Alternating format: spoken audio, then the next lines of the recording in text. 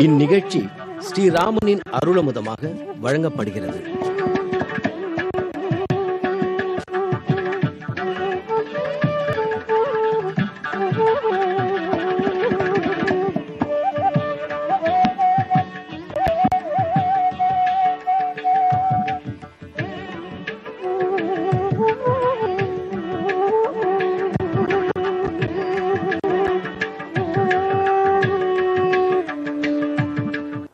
शीलक्कयेष तवहन्त दयैकसिन्धो क्षुद्रे पृथक् जनपदे जगदण्डमध्ये क्षोदीयसोऽपि हि जनस्य कृते कृतीत्वम् अत्रावतीर्य नलु लोचन गोचरो भूः. கூரத்தாழ்வான் சாதிக்கிறார், எங்கோ வைகுந்தத்தில் பெருமையோடு எழுந்தருளி இருக்கிறாய் நீ. ஆனால் அந்த வசதிகள், அந்த பெருமைகள் அதத்தனை குறைத்து கொண்டு எப்படித்தான் இந்த பூலோகத்தில் தோட்டத்திலும் ஏரிகளிலும் ஆங்காங்கிருக்கும் காடுகளிலும் நகரங்களிலும் வசிக்கிறாயோ? உனக்கு கஷ்டமாக இல்லையா? இதுதான் உன் சீலகுணத்தை வெளியிடுகிறது. யாரும் உயர்ந்தவன் தாழ்ந்தவன்னு பார்ப்பார்கள். உயர்ந்தவர்கள் உயர்ந்தவர்களோடு தான் நட்பு கொள்ளுவார்கள். நாம் எங்கு சென்றாலும், இப்போ நாம் தமிழகத்திலிருந்து போனால், ஏதோ தமிழ் பேசாத ஒரு நாட்டில் இருந்தால் எங்கெங்கெல்லாம் தமிழ் பேசுபவர்கள் கிடைப்பார்களோ அங்கு சேர்ந்து கொள்ளுவோம். அவ்வளவு கூட இல்லை, நாம் தெற்கு இந்தியாவிலிருந்து போயிருந்தால் எங்கெல்லாம் தட்சிண பாரதத்திலிருந்து ஆள் கிடைப்பார்களோ அங்கு போயிடுவோம். அது கூட இல்லை, இந்தியாவிலிருந்து யாரானும் வந்திருப்பார்களா என்று கூட போவோம். அப்போ மாநிலம், அதே போல மாவட்டம், மொழி, இதை போலத்தான் தேடி தேடி போவோம். அதற்கு உடையவர்களோடு தான் நட்பு கொள்வோம். மாற்றி இருப்பவர்களோடு பேசக்கூட மாட்டோம். ஆனால் பெருமான் அப்படிப்பட்டவனா? யாரோடும் கலக்கிறார், எங்கும் எழுந்துருடி இருக்கிறார், யாரையும் சமமாக நடத்துகிறார். இதைத்தான் கூரத்தாழ்வான் ரொம்ப ஆச்சரியப்பட்டு பேசினார். அப்படிப்பட்ட பெருமான் இதை எங்கெல்லாம் வெளிப்படுத்தினார்? ஓர் குஹன் வேடனை தம்பி என்று கூறினார். சுக்ரீவனான விலங்கு, ஒரு வானரம், குரங்கு, அந்த குரங்க தம்பி என்றார். விபீஷணன் அரக்கன், அவனையும் தம்பி என்று கூறிக்கொண்டார். வேறென்ன சாட்சி வேணும்? அதிலே ஓர் குரங்கான ஆஞ்சநேய சுவாமி சஞ்சீவராயர், அவருக்குன்னு எழுந்துருளி இருக்கும் இடம்தான் ஐயங்கார் குளம். காஞ்சிபுரத்திலிருந்து வந்தவாசி போகும் மார்க்கத்தில் 8வது கிலோமீட்டரில் உள்ளது ஐயங்கார் குளம். ஆச்சரியமான கோவில், மிக பெரிய கோயில். இன்று கோயிலில் சில இடங்களை சேவித்துக் கொள்ளுவோம். 50 கால்கள் கொண்ட, அதாவது 50 தூண்கள் கொண்ட மகாமண்டபம். இங்கெங்குமே கல் வேலைப்பாடுகள் தான். இந்த நாட்களாக இருந்தால் கட்டடமாய் செங்கல், மண், சிமெண்ட் ஆகியவற்றை கான்கிரீட் போட்டு கட்டிவிடுகிறோம். ஆனால் அந்த நாள் கட்டடங்கள் அனைத்துமே கல் கோட்டைகளாக இருக்கும். ஒரு புறத்தில் வெயில் காலத்தில் வெயிலும் இருக்கும், மற்றொரு புறத்தில் மழைக்காலமும் இருக்கும். ஆனால் குளிர்ச்சி அதிகமாக இருக்கும். தட்ப வெப்பத்தை நன்கு தாங்கும். ஒரு பழமையான தோற்றத்தை கொடுக்கும். என்னதான் நம்ம ஆர்சிசி, கான்கிரீட் இதெல்லாம் போட்டு பளபளான்னு கட்டிட்டாலும் பழமை லுக், பழமைக்கு இருக்கிற அந்த ட்ரெடிஷன், கல்ச்சருக்கு இருக்கிறது நன்கு கருங்கல்லில் வைத்து கட்டினால் தெரியும்.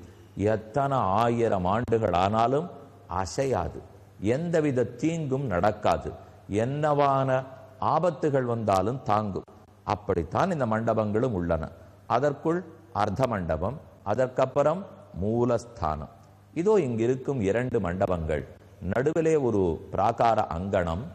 இந்த புறத்தில் ஒரு மண்டபம், அந்த புறத்தில் ஒரு மண்டபம். இது சீதாராமர்களுக்கு கல்யாணம் நடக்கும் மண்டபங்கள். ஓர் புறத்தில் ராமன், மற்றொரு புறத்தில் சீதை. இவர்கள் எழுந்தருளி இருந்து மாலை மாற்றி கொள்ளுவார்கள். சீதையனிடத்திலிருந்து 3 முறை மாலை ராமன் திருத்தோள்களுக்கும், ராமனுடைய தோள்களிலிருந்து 3 முறை மாலை சீதையினுடைய திருத்தோள்களுக்கும் மாறி வந்து மாலை மாற்றல் நடக்கும். ஊஞ்சலாடுதல், பிடி சுத்துதல், விரதம் இருத்தல், மாலை மாற்றுதல், திருமங்கல்ய தாரணம், அதே போல சப்தபதி ஹோமம், லாஜஹோமம், இதெல்லாம் திருக்கல்யாணத்தின் முக்கியமான அவயவங்கள். அதெல்லாம் இங்கே இந்த திருக்கோயிலில் கோதண்டராமனுக்கும் சீதைக்கும் விமரிசையாக நடைபெறுகின்றன. அப்ப 2 பக்கத்திலையும் சீதா கல்யாண மண்டபத்தை தரிசித்தோம். அடுத்து அந்த நாள்ல இருந்து இந்த கல்யாண உற்சவத்துக்கு வரக்கூடிய ஆயிரக்கணக்கான பக்தர்கள், இந்த பக்தர்களுக்கு பிரசாதம் கொடுக்க வேண்டும். வந்தவர்கள் வயிறு வாடலாமா? அதுவும் கல்யாண விருந்து சாப்பாடு போட வேண்டாமோ? அவர்கள் வயிறார உண்ற அளவுக்கு சமைக்க வேணும், தளிகை பண்ண வேண்டும். அதற்கு அந்த அளவுக்கு பிரசாதம் அரிசி சோறு சமைக்க வேண்டும். அப்படின்னா எவ்வளவு பெரிய பாறாங்கல் வேணும், எத்தனை பெரிய அமுது பாறை வேண்டும். இத்திருக்கோயிலில் 30 அடி அகலத்துக்கு 2 பாறைகள் உள்ளன. அப்படின்னா இந்த 30 அடி நீளம், அந்த அளவுக்கு அகலம். இது முழுக்க பிரசாதம் சாதத்தை வடித்து அத புளியோதரை, தத்தியோனம், தேங்காய் சாதம், எலுமிச்சம்பழ சாதம், சக்கரை பொங்கல் என்றெல்லாம் கலந்தோமானா அப்ப எத்தனை ஆயிரம் பேருக்கு கொடுக்க மாட்டோம். அந்த பாறையும் இங்கேயே நாம சேவித்துக் கொள்ளலாம். சுற்றி பிராகார மண்டபம் உள்ளது. அங்கே ஆச்சரியமா நரசிங்க சுவாமி பல திருக்கரங்களோட தன்னுடைய மடியில் ஹிரண்யகசிபுவை இற்றுக்கொண்டு அவனை கிழிக்கும் கோலத்தில் எழுந்தருளி உள்ளார். ஊன்னிறத்து உயிர்த்தலம் அழுத்தினாய் உலாய சீர் வால் நிறத்தொர் சீயமாகி வளைந்த வாழை இற்றவன் ஊன்னிறத்துயிர்த்தலம் அழுத்தினாய் உலாய சீர் என்று திருமழிசை ஆழ்வாருடைய பாசுரம். தன்னுடைய நகங்களை வைத்து அழுத்தி கிழித்தார். கரகராங்கிற சத்தத்தோட ஹிரண்யகசிபு முடிந்து போனான். அவரை இங்கு தூண்களில் சேவித்துக் கொள்கிறோம். அடுத்து ஷஹப்பு வர்ணத்தில் இருக்கும் ஆஞ்சநேயர் சுவாமி.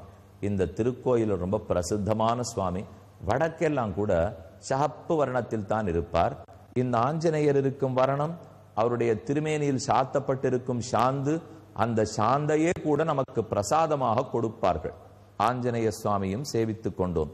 ஆக கோயிலின் மண்டபங்கள், ஆஞ்சநேயர், அழகிய சிங்கரான நரசிம்ம பெருமாள் இவர்களையெல்லாம் வணங்கி கொண்டு இனி ராமன் பின்னே இலக்குவன் சென்னானே அடைந்தாரா, இங்கிருக்கும் சீதையின் நிலை என்னன்னு பார்ப்போம்.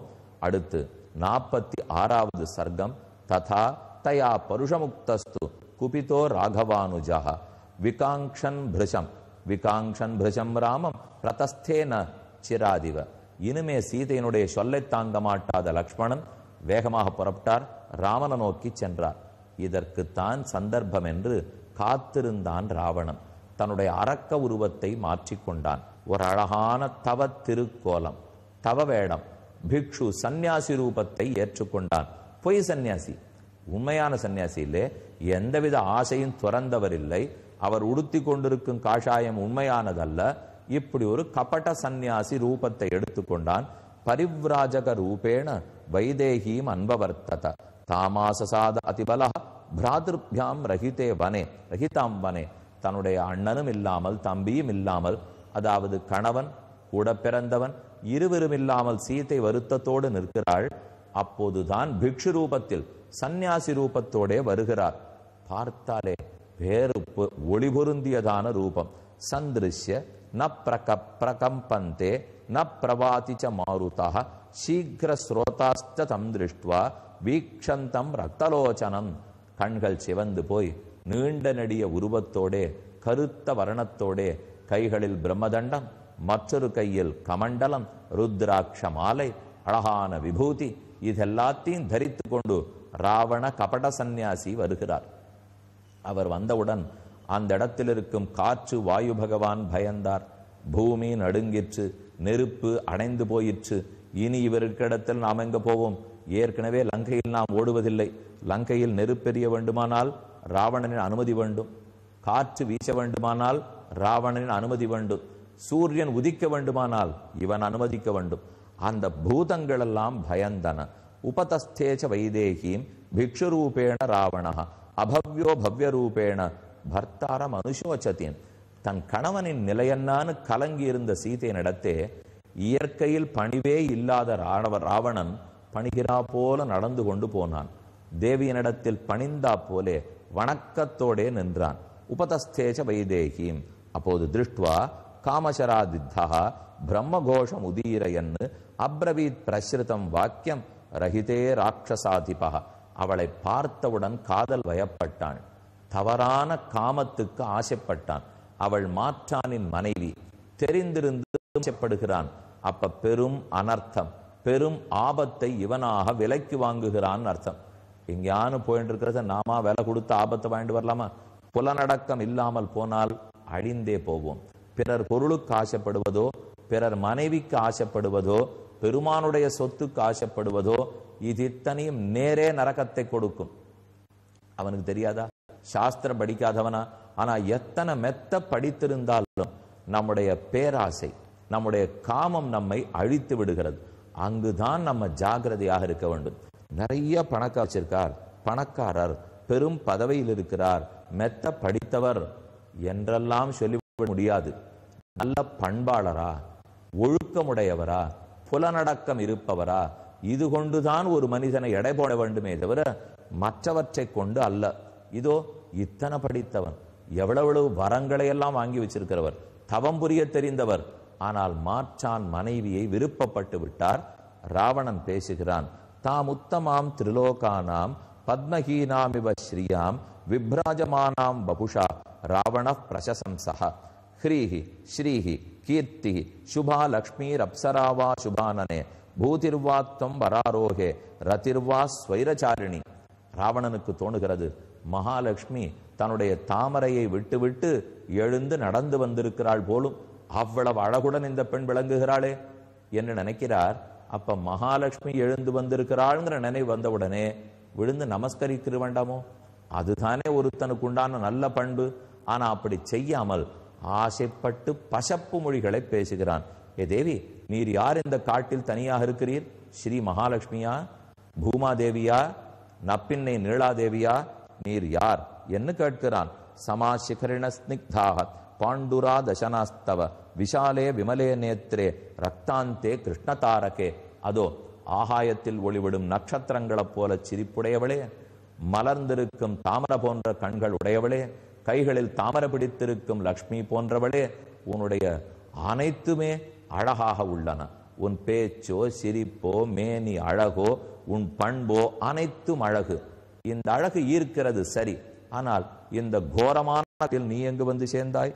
சாருஸ்மிதே, அழகாக சிரிப்பவளே, சாருததி, சாருநேத்ரே, அழகான கண் படைத்தவளே, விலாசினி, மனோஹரசி மேராமே, நதீகூலம் இவாம்பசா, இக வாசஸ்ச காந்தாரே, சித்தம் உன்மாததிமே, சா பிரதிக்கிராம பத்ரந்தே, நத்தம் வஸ்து மிகார்கசி. தேவி, நீ இந்த இடத்துல வசிப்பவளுக்கு ஏற்பவளே அல்ல. இங்க இருக்கக்கூடாது. இங்கே துஷ்டமான மிருகங்கள் வரும், அரக்கர்கள் நிறைய பேர் இருக்கிறார்கள், உன்னை கொன்று தின்று விடுவார்கள். இங்கு இருக்காதே. நீ எதற்காக தனித்திருக்கிறாய்? உன் கூட வந்தவர்கள் எங்கே? ராட்சசானாமயம் வாசா கோராணாம் காமரூபிணாம் வரம் மால்யம் வரம் கந்தம் வரம் வஸ்திரஞ்ச சோபனே. உன்னுடைய மாலையா இருக்கட்டும், உன் கந்தமா இருக்கட்டும், உன் வஸ்திரமா இருக்கட்டும், நன்று இருக்கட்டும். பர்த்தாரஞ்ச வரம் மன்யே தியக்தும் அசிதேக்ஷணே தத்யுக்தம் அசிதேக்ஷணே காத்வம் பவசி ருத்ராணாம் மருதம் வா சுச்சிஸ்மிதே நேஹகச்சந்தி கந்தர்வா ந தேவா நச்ச கிண்ணராக ராட்சசானாமயம் வாசா கதந்துத்தமிகாகதா. இங்கு யாரும் வருவதற்கு துணிய மாட்டார்களே. ந இஹகச்சந்தி கந்தர்வாக, தேவர்கள் யாரும் ஆகட்டும் இவ்விடத்துக்கு வர துணிய மாட்டார்கள். நீர் வந்திருக்கிறீர். இக சாகாமிருகா சிம்ஹாக, இங்க நிறைய அங்க கிளையோடு கிளை தட்டி திரியும் குரங்குகளும் உண்டு, அதே போல துஷ்ட மிருகங்களும் உண்டு. உன்னை இங்கு நிம்மதியாக இருக்க விடாது. கதமேகா மகாரண்யே ந பிபேஷி வரானனே. எனக்கு ரொம்ப ஆச்சரியமா இருக்கேன், நீ எப்படி பயப்படாமல் நிற்கிறாய் என்று தான் அவளை ஈர்க்க வேணுங்கிறதுக்காக இதை போல் நல்வார்த்தைகளாக பேசினான். த்விஜாதி வேஷேண ஹிதம் திருஷ்டுவா ராவணம் ஆகதம் சர்வைர் அதிதி சத்காரைஹி பூஜையாமாச மைதிலி. வந்தவன் ராவணன் அரக்கன் தீயவன் என்றெல்லாம் சீதை நினைக்கவில்லை.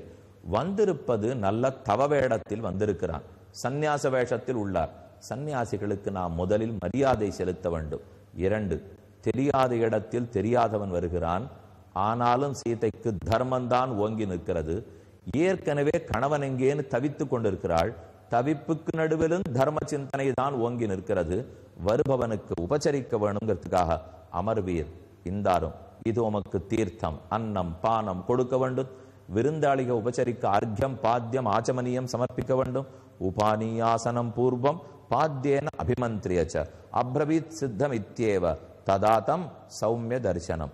இயம் ரிஷி பிராமண காமமாஸ்யாதிமஞ்ச பாத்தியம் பிரதிகிருண்யதாமிதி இதஞ்ச சித்தம் வனஜாதமுத்தமம் त्वदर्थमव्यग्रमिहोपपुज्यताम्. நம்மிடத்தில் என்ன இருக்கிறதோ சமைத்து கொடுக்கிறோம், சாப்பிட வேண்டும்.